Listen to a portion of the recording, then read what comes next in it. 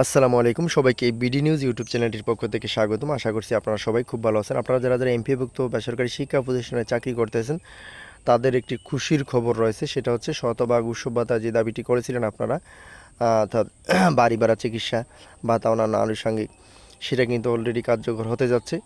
এখন ঈদের আগেই সম্ভবত পেয়ে যাবেন আপনারা। পুরো ভিডিওটি দেখলে আপনারা ক্লিয়ার হয়ে বুঝতে পারবেন। আশা করছি পুরো ভিডিওটি না টেনে সম্পূর্ণ দেখবেন। আর ভিডিও শুরুতে আপনাদের প্রতি অনুরোধ, সেটি হলো আপনি যদি এই চ্যানেলে নতুন একজন দর্শক হন তাহলে চ্যানেলটি সাবস্ক্রাইব করে দিতে পারেন এবং আমাদের সাথে যুক্ত থাকতে পারেন, কারণ আমরাই সর্বপ্রথম আপনাদের জন্য আপডেট নিউজগুলো সবার আগে এই চ্যানেলে প্রকাশ করি।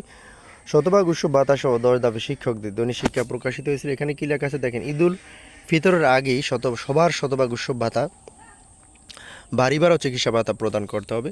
তো তাদের ব্যানার ফেস্টনে কী লেখা আছে আমরা যদি একটু পড়ি তাহলে বুঝতে পারবো। সেটা হচ্ছে, শিক্ষাক্ষেত্রে সরকারি বেসরকারি বৈষম্য দূরীকরণের লক্ষ্যে মাধ্যমিক শিক্ষা জাতীয়করণ সহ আসন্ন ঈদের পূর্বেই 100% উৎসব ভাতা, পূর্ণাঙ্গ বাড়ি ভাড়া, চিকিৎসা ভাতা প্রদান এবং একটি সমস্যার দ্রুত সমাধানের দাবিতে মানববন্ধন মাননীয় প্রধান উপদেষ্টা এবং শিক্ষা উপদেষ্টার সমীপে স্মারকলিপি প্রদান।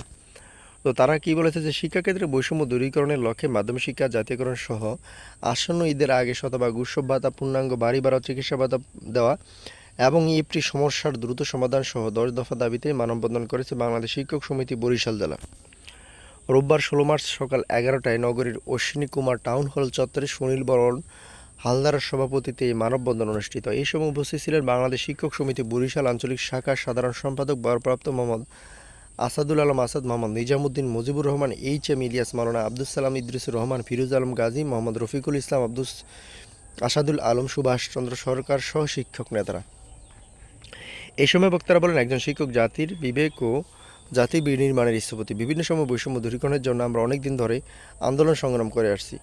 আমরা এমপিভুক্ত শিক্ষক কর্মচারীরা মাত্র 1000 টাকা বাড়ি ভাড়া, 25% উৎসব ভাতা এবং মাত্র 500 টাকা চিকিৎসা ভাতা পাই, অথচ একই কারিকুলামের অধীনে একই সিলেবাস, একই একাডেমিক সময়সূচি, একইভাবে প্রশ্নপত্র প্রণয়ন ও উত্তরপত্র মূল্যায়নের কাজে নিয়োজিত থেকেও আর্থিক সুবিধা প্রাপ্তির ক্ষেত্রে সরকারি ও বেসরকারি শিক্ষক কর্মচারীদের মধ্যে রয়েছে পাহাড় সম বৈষম্য।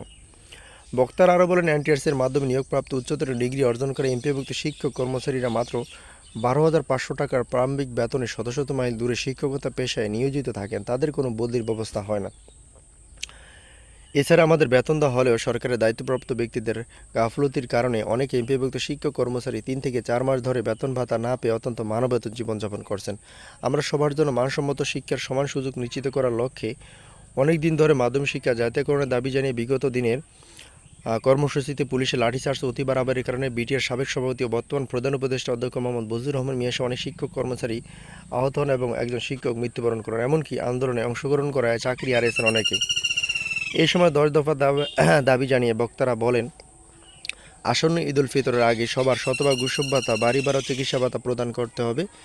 একটি সমস্যার দ্রুত সমাধান করে বকেয়া সহ বেতন ভাতা প্রদান করতে হবে। প্রধান শিক্ষকদের বেতন স্কেল 6ষ্ঠ গ্রেড এবং সহকারী প্রধান শিক্ষকদের 7ম গ্রেড সহ টাইম স্কেল প্রদান করতে হবে। এমপিভুক্ত শিক্ষক কর্মচারীদের সর্বজনীন বদলি প্রথা চালু করতে হবে।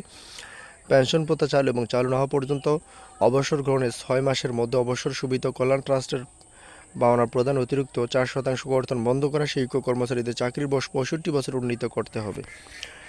শিক্ষক নিয়োগ কমিশন গঠন ও শিক্ষা প্রশাসনের বিভিন্ন স্তরে আনুপাতিক হারে শিক্ষকদের পদায়ন করা, ম্যানেজিং কমিটি বডি প্রথা বিলুপ্ত করা, স্বীকৃতিপ্রাপ্ত সব বেসরকারি শিক্ষা প্রতিষ্ঠান এমপিভুক্ত করতে হবে। মানববন্ধন শেষে বরিশাল জেলা প্রশাসক কার্যালয় অভিমুখে একটি মিছিল বের হয়। মিছিল শেষে বাংলাদেশ শিক্ষক সমিতি বরিশাল আঞ্চলিক শাখার পক্ষ থেকে জেলা প্রশাসকের মাধ্যমে প্রধান উপদেষ্টা বরাবর স্মারকলিপি পেশ করা হয়। তা আশা করি বুঝতে পেরেছেন। পরবর্তী নিউজ পেতে অবশ্যই আমাদের সাথে আপনারা সবসময় যুক্ত থাকবেন। আপনাদের প্রতি শুভকামনা রইল। আসসালামু আলাইকুম।